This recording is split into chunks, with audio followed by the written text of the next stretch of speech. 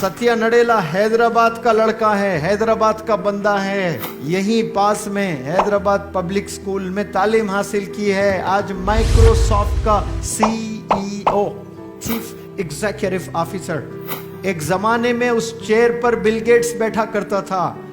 Bill Gates को जिम्मेदारियां आ गई है चैरिटी में, मजा लग गया उसको, तो उसने ये चेयर को लाकर किसको बिठाया इस चेयर पर? हैदराबाद के इस लड़के को। देखा नहीं कि ये मुसलमान है, देखा नहीं कि ये हिंदू है, देखा नहीं कि ये क्रिश्चियन है। नहीं बिल गेट्स, मैं क्रिश्चियन हूं, ये चेयर पर क्रिश्चियन ही बैठना नहीं। वो लोग का क्या मंशा? इस चेयर पर क्रिश्चियन मुस्लिम हिंदू नहीं, इस चेयर पर टैलेंटेड बंदा बैठना, इस चेयर पर कमिटेड बंदा बैठना चाहिए, इस चेयर पर रिस्पॉन्सिबल बंदा बैठना चाहिए, इस चेयर पर विजनरी बंदा बैठना चाहिए, इस चेयर पर क्रिएटिव बंदा बैठना चाहिए, इस चेयर पर इनोवेटिव बंदा बैठना चाहिए। तो वो लोग कामयाब हो रहे हैं अंग्रेज। हम लोग मेरे मसलक का है, नहीं गैर मसलक का है, मुनव्वर जमा कौन से मसलक का है, इसमें हम लोग लड़ लड़ के मर रहे हैं। आज हमारी कौम इधर जा रही है और वो लोग लाकर हैदराबाद के बच्चे को बिठा रहे। सुंदर पिचाई कहाँ का है? सारे CEOs यहाँ के टैलेंट की पूजा होती है, याद रख लें। अंग्रेज आज कामयाब है तो टैलेंट को कदर करते हैं वो लोग। हम लोग निकम्मे को लाकर, मेरा ही बेटा मेरी कुर्सी पे बैठना, कितना भी हौला शौला रहो चलेगा, टैलेंट को नहीं बिठाते लाकर। आप स्कूल्स में जाएं, कॉलेजेस में जाएं, यूनिवर्सिटीज जाएं, मुसलमानों की ऑर्गेनाइजेशंस में जाएं, NGOs में जाएं, हत्ता के मदारिस में जाएं, सब जगह एक ही प्रॉब्लम है कि मेरा ही ब्लड, मेरा ही खून जानशीन बनना।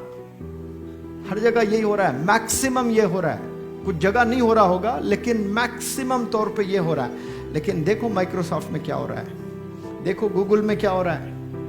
वो लोग किसको बिठा रहे हैं, वो लोग किसको लाकर जिम्मेदारियां दे रहे हैं?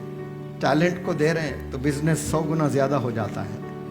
तो आप लोग कलीग बनोगे तो अपने कलीग को देखकर, ऐसे ऐसे घड़ी देखकर काम करने वालों के साथ आप रहोगे तो भी आपकी जिंदगी भी वैसे ही गुजर जाएगी।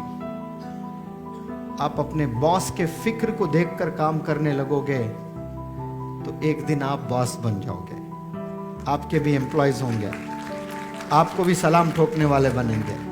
ये मैं गोल्डन टिप्स दे रहा हूं मैं आपको। कौन से टिप्स दे रहा हूं मैं? Golden tips. आप कौन से भी एरिया में जाके काम कर लें, आप टीचर भी रहें, आप में जबरदस्त जिम्मेदारी है।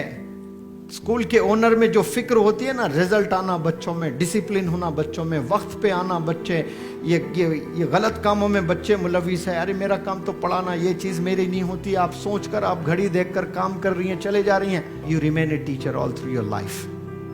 But if you have the responsibility on your shoulders to ensure that students remain disciplined and dedicated and committed, then the day comes, the owner hands over the responsibility.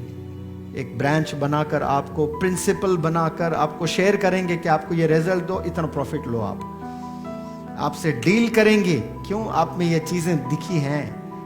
आप वो एम्प्लॉय नहीं जो घड़ी देखकर आप आ रही हैं चले जा रही हैं। आप में फिक्र जब दिखती है तो जो ओनर्स होते हैं वो आपके साथ पैसा शेयर करते हैं, प्रॉफिट को। आज से 10% आपके, मेरे मुनाफे के 5% मैं आपको दूंगा।